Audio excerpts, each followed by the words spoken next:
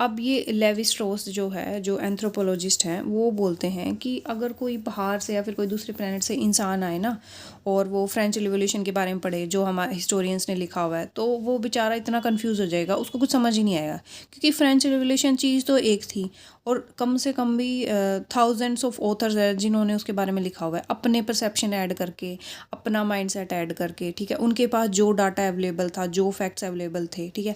अब आप देखो कि आप पेपर अटैम्प्ट करोगे तो आप जो भी आंसर आप प्रिपेयर करोगे, आप जहाँ से मतलब जो भी मैटर कहाँ से भी जहाँ से भी ग्रैब कर पाए। अब ये तो है नहीं कि हर स्टूडेंट का सेम आंसर होएगा, हर स्टूडेंट अपने हिसाब से जितना उनका माइंड उस चीज़ को रिकॉल कर पाएगा, ठीक है, जितना समझ पाएगा उस हिसाब से पेपर अटैम्प्ट करेगा। ऐसे ही राइटर्स हैं, हिस्टोरियंस हैं, वो अपने हिसाब से मतलब अपनी थिंकिंग के हिसाब से किसी चीज़ को प्रेजेंट कर पाते हैं। तो लेवी स्ट्रॉस मतलब इन द सरकेस्टिक वे में लगा लो कि वो ऐसे बोलते कि अगर कोई और बंदा है तो बेचारा कंफ्यूज हो जाएगा कि मतलब असली जो फ्रेंच रिवॉल्यूशन है वो क्या था, ठीक है। Now this is the most important diagram, most important, ठीक है, और आप ये ज़रूर ऐड करना, ठीक है। अब देखो ये जो है ए है, इसमें एक कैपिटल ए है, बी इसमें यहाँ पे बी कैपिटल है, सी इसमें सी कैपिटल है, डी इसमें ये वाला डी कैपिटल है, एन का मतलब है नैरेटिव्स, ठीक है। तो मतलब इन द सेंस है ये जो कैपिटल में मैंने लिखा हुआ है ये प्रिविलेज इवेंट है कि हम इस इवेंट को ज़्यादा इंपॉर्टेंस देंगे एज़ कम्पेयर टू इनको, ठीक है। ये कोई चीज़ मतलब ये लगा लो ये कोई स्टोरी है, ठीक है, उसमें हमने इस इवेंट को ज़्यादा इंपॉर्टेंस दे दी।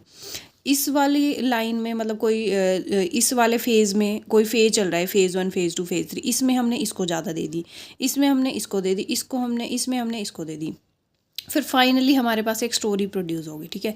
ये एक राइटर ने अपने अकॉर्डिंग, उसको ये लगा कि मेरे को इस इवेंट को ज़्यादा प्रिविलेज देनी चाहिए, दूसरे को लगा मेरे को इसको देनी चाहिए, ठीक है। उस हिसाब से आप ये देखो कि हम इस हिसाब से कितनी अलग अलग स्टोरीज प्रोड्यूस कर सकते हैं, एन नंबर ऑफ स्टोरीज। दूसरा बंदा बोलेगा कि नहीं मैं तो इसको ज़्यादा इंपॉर्टेंस दूंगा, ठीक है। तीसरा बंदा बोलेगा नहीं मैं तो इसको ज़्यादा इंपॉर्टेंस दूंगा, और कोई बंदा आएगा वो बोलेगा कि नहीं मैं इसको इंपॉर्टेंस दूंगा और इसका पेयर इसके साथ बनाऊंगा या फिर इसके साथ बनाऊंगा, ठीक है। तो इसके हिसाब से आप ये देखो कि n number of narratives, n number of जो स्टोरीज है वो हमारे मतलब हम जो राइटर हो प्रोड्यूस कर पाते हैं। This is the best diagram, ठीक है। ये आपको समझने में भी और अगर आप पेपर में भी लिखोगे तो चेकर को ये पता चलेगा कि हाँ भाई बच्चे ने अच्छे से तैयारी की हुई है, ठीक है। How different stories are produce within the same set of events, ठीक है। Example thousand of stories about French revolution but we do not know the exact sequence of events, but हमें नहीं पता है कि किसने सही लिखा है किसने गलत लिखा है, मतलब हम मतलब एग्जैक्ट अब क्योंकि हमारे पास भी प्राइमरी इन्फॉर्मेशन नहीं है, ठीक है। और हाँ अब बोलते हैं कि जो डॉक्यूमेंट जो हिस्टोरियंस आप ये कोट ऐड कर सकते हो, the primary meaning of a narrative would then consist of the deconstruction, ठीक है, destruction, sorry. The primary meaning of a narrative would then consist of destruction. The documents which came to the historian are highly unclassified and unclassifiable, ठीक है। मतलब जो documents आप ये लगा लो कि आप मतलब रिसर्च कर रहे हो, ठीक है, आपके पास काफ़ी सारी चीज़ें होंगी, उनमें से आप किसी चीज़ को उठाओगे किसी को नहीं उठाओगे, तो इस वजह से मतलब हम ऐसे नहीं बोल रहे हैं कि वो अपना परसेप्शन ऐड कर देते मतलब ये कोई गलत बात है, उनके पास वैसे भी इतना डाटा होता है, उसमें से वो सारा ना भी पढ़ पाएँ, उनको जो ठीक लगता है वो अपने हिसाब से ऐड करते हैं, ठीक है। मतलब हम उनको मतलब ये हेड एंड राइट ऐसे ही बोल रहे हैं कि हम हिस्टोरियंस को रॉन्ग मतलब गलत नहीं बोल रहे, हम ये नहीं बोल रहे कि वो मतलब हमें फॉल्स चीज़ें प्रेजेंट करते हैं या हमें फॉल्स फैक्ट दिखाते हैं, वो वैसे बोल रहे हैं, मतलब उनको सपोर्ट भी कर रहे हैं इनडायरेक्ट, मतलब उनकी बिल्कुल भी ऐसे भी वो नहीं करे कि हिस्टोरियंस बिल्कुल ही गलत है। वो बोलते हैं कि उनके पास जो डाटा आता है बहुत ज़्यादा अनक्लासिफाइड और अनक्लासिफिएबल होता है, इसकी वजह से वो मतलब अपने हिसाब से उनको जो ठीक लगता है वो सिलेक्ट करते हैं और किसी और को छोड़ देते हैं, ठीक है। अब now we are going to conclude this topic.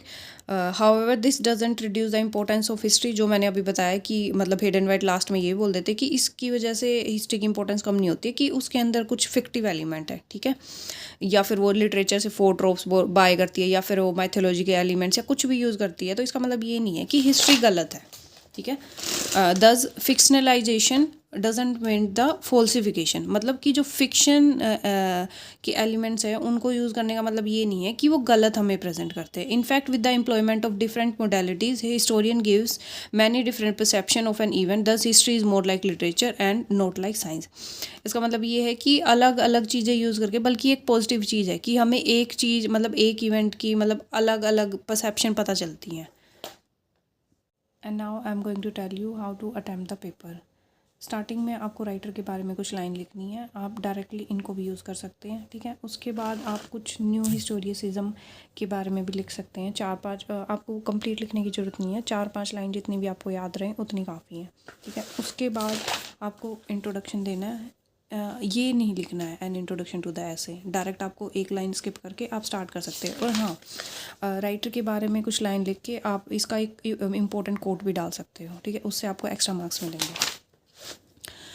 Introduction के बाद उसके इंट्रोडक्शन में आपको ये डालना है कि ये कब फर्स्ट टाइम पब्लिश हुआ था, ठीक है, किस चीज़ में पब्लिश हुआ था और इसमें बेसिकली क्या है. और इंट्रोडक्शन में आप 1-2 लाइन जो क्वेश्चन में जो पूछा हुआ आपसे उसके अकॉर्डिंग आपको 1-2 लाइन जो है ऐड करनी है, ठीक है. उसके बाद आपको समरी स्टार्ट करनी है. ये चीज़ें नहीं डालनी है समरी. ऐसे समरी इन द सेंस कि आपको आंसर स्टार्ट करना है कि जो आपसे पूछा गया है पहले आपको वो डालना है. ये नहीं कि आपने जो आप घर से याद करके गए हुए हैं उसको डायरेक्ट वोमिट कर दिया. ऐसे नहीं, कि जो आपसे पूछा गया है उस हिसाब से आपको आंसर लिखना स्टार्ट करना है.